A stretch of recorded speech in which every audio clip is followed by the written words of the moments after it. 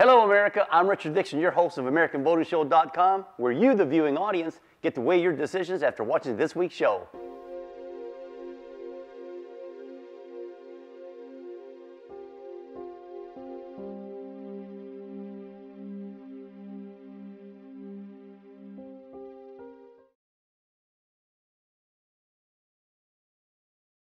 Question: what is the difference between tax evasion and tax avoidance?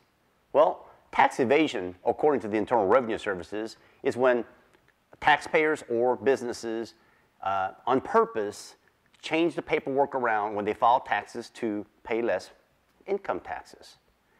Tax avoidance is a legalized process where major corporations simply avoid paying gains taxes by shifting money to lower income tax states and or other countries. It's almost as simple as opening up a P.O. box number somewhere in the island somewhere and just avoiding taxes. Now, if you ask me, tax evasion, tax avoidance, it kind of is the same thing. Don't you agree? Did you know that 83 of our top 100 publicly traded companies use this tax avoidance as a measure to lessen their income taxes? And there's just one of the methods. The other method, widely known as accelerated depreciation. That's where companies buy equipment, for example. Instead of writing it off in a 10-year scheduled time, they do it in half the time, in 5 years, which lessens their tax liabilities. What this means for taxpayers like you and I is that we're paying about $434 more a year in taxes because these corporations are doing this. But I think the real number is by far greater. Follow me here. If you take not only the top 100 publicly traded companies, but publicly traded companies altogether, and non-publicly traded companies altogether, major corporations, okay, they're all skimming on taxes. This thing really is probably costing us taxpayers probably more like close to $100 billion a month.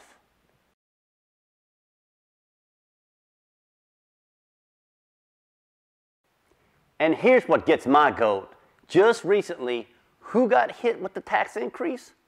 The middle class. Yes, us. Yeah. And the thing is that the answer into raising revenues to clear the deficit is not taxing more the middle class. That's not the answer. The answer is that all of us, major corporations that need to pay their fair share, and people in the welfare line, the unemployment, they need to get off of that and kick themselves in back to the work field. All of us need to kick in to resolve this national deficit. That's where the answer is. As you can see, when you click on the National Debt Clock link below, it's still going the wrong way. So I went out to you, America, to see what your thoughts are on how we can fix this problem.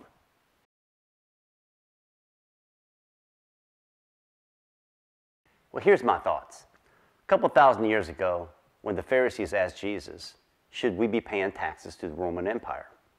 And Jesus' reply was, give Caesar what is rightfully Caesar's. Now, no way am I saying that our Caesar has got it together. I mean, they need to know how to balance a budget and cut all the wasteful spendings and so forth and so on. But in no way, Jose, can we get out of this national deficit by avoidance of taxes or evading it, whatever you want to call it. We've got to pull together, America. Major corporations, individual tax payers, all of us have got to pull together to pull us out of this crisis. Now, I'm not dropping any names on these companies, but we're still in the midst of a very deep recession. And with these companies, major corporations, doing this tax avoidance and making consumers like you and I pay more for goods, then we have to ask ourselves a question. How much is this product costing us? That gives something to chew on. Okay, America, it's time to vote. I need your vote. And today's vote is a two-part vote. The first vote is to outlaw tax avoidance. Yes, we should outlaw it, or no, we shouldn't. And the second part of our vote is putting a 5-year hold on accelerated depreciation. Vote yes, we should put a 5-year hold on this accelerated depreciation, or no, we shouldn't. And until next time, America, I will see you here on AmericanVotingShow.com.